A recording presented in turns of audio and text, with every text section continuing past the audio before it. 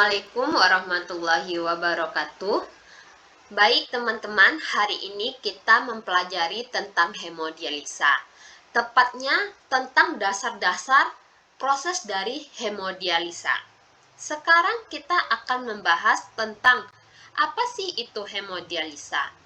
Hemodialisa berasal dari kata hemo yang berarti darah dan kata dialisis yang berarti pemisah zat-zat terlarut. Sehingga bisa dikatakan hemodialisis ini berarti proses pembersihan darah dari zat-zat sampah melalui proses penyaringan di luar tubuh. Hemodialisis ini menggunakan ginjal buatan berupa mesin hemodialisis. Ini bentuk mesin dari hemodialisis. Kemudian hemodialisis ini sering dikenal orang awam dengan istilah cuci darah. Tujuan dari hemodialisis ini yang pertama, menggantikan fungsi ginjal dalam fungsi ekskresi, yaitu membuang sisa-sisa metabolisme dalam tubuh seperti ureum, kreatinin, dan sisa metabolisme yang lainnya. Kedua, menggantikan fungsi ginjal dalam mengeluarkan cairan tubuh yang seharusnya dikeluarkan sebagai urin saat ginjal masih sehat. Ketiga, menggantikan fungsi ginjal sambil menunggu program pengobatan yang lainnya.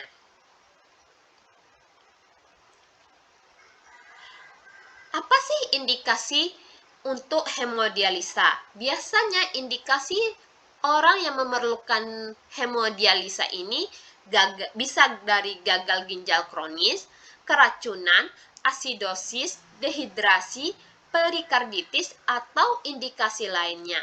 Pada umumnya, biasa orang yang memakai hemodialisa ini karena mereka sudah gagal ginjal kronis. Terapi untuk pengganti fungsi ginjal ini bisa dari dialisis dan transplantasi ginjal. Dialisis ini juga terdiri dari hemodialisis, peritoneal disease, dan CRRT atau Continuous Renal Replacement Therapy. Tapi sekarang kita hanya membahas tentang hemodialisis saja. Apa saja peralatan yang digunakan untuk proses hemodialisa? Yang pertama yaitu mesin. Ini bentuk mesin dari hemodialisis. Kemudian dialiser. Dialiser ini fungsinya untuk mencuci darah atau fungsinya sebagai pengganti ginjal tadi. Kemudian ada bloodline. Bloodline ini merupakan selang yang berfungsi untuk mengantar darah dan memasukkan darah. Selang warna merah ini biasanya untuk mengeluarkan darah menuju dialiser dan kemudian yang biru ini dari dialiser menuju ke dalam tubuh kembali. Kemudian ada jarum fistula. Nih jarum fistula untuk mengeluarkan darah dan untuk memasukkan darah.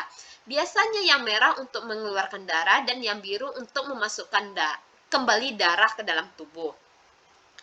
Kemudian juga ada cairan dialisat. Cairan dialisat ini juga ada dua.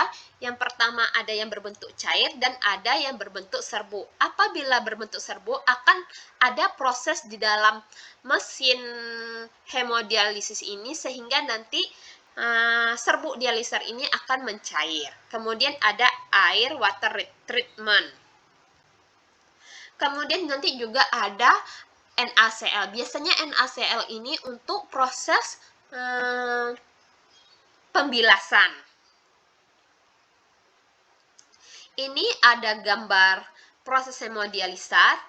Yang tadi ini mesinnya. Mesinnya ini ada komputerisasi, ada untuk tekanan darah, ada untuk tempat cairan dialisilatnya nanti. Kemudian ini selang dari selang untuk mengeluarkan darah dari tubuh ke dialiser, kemudian dari dialiser untuk memasukkan kembali darah ke dalam tubuh. Kemudian tabung dialiser. Tabung dialiser ini mempunyai dua ruangan. Yang pertama yang berisi darah, kemudian ruangan yang berisi cairan diasilat. Dua ruangan tersebut dipisahkan oleh semi-permeable yang berfungsi sebagai penyaring. Cara kerja tabung ini bisa berproses melalui difusi, osmosis, dan ultrafiltrasi. Tabung ini memfasilitasi pertukaran zat sisa dari darah ke cairan dialisat. Tabung ini mempunyai 4 lubang, yaitu 2 lubang, satu di lubang atas dan satu di lubang bawah. Ini biasanya untuk memasukkan darah dan mengeluarkan darah. Kemudian ada 2 lubang di samping untuk cairan dialisatnya. Kemudian bagaimana sih akses pembuluh darah untuk perawatan hemodialisa? Untuk mengeluarkan darah itu bisa kita memakai arteri venus atau AF fistula seperti ini, kemudian memakai arteri venus atau AF graft, kemudian bisa memakai kateter double lumen atau cuff kateter atau tunnel cuff. Baik, kita akan sedikit menjelaskan apa sih arteri venus atau AF fistula. Ini bentuk dari AF fistula. AF fistula ini akses permanen untuk pasien hemodialisis. Fistula ini bisa dibuat melalui operasi atau anastomosis yang menghubungkan arteri yang dapat menghubungkan arteri dan vena di bagian lengan. Fistula digunakan ketika sudah matang atau matur yang ditandai dengan vena menjadi besar. Pematangan fistula ini biasanya 4-6 minggu.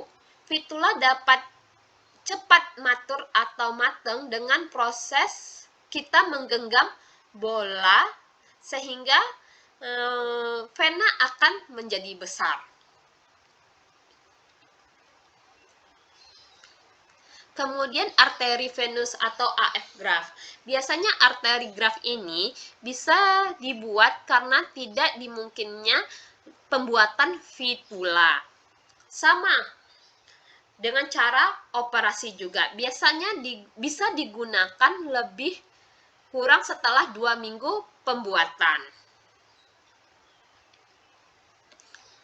Kemudian ada cuff catheter. Cuff catheter ini biasanya untuk sementara waktu.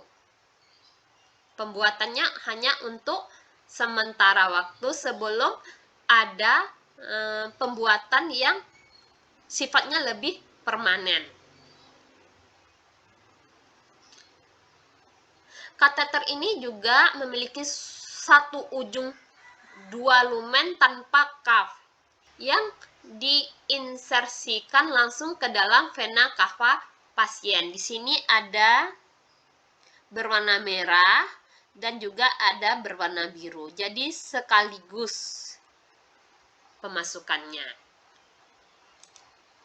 Kemudian juga sama dengan tunnel cuff. Bedanya tunnel cuff ini bisa dipakai untuk waktu jangka panjang. Sama ini.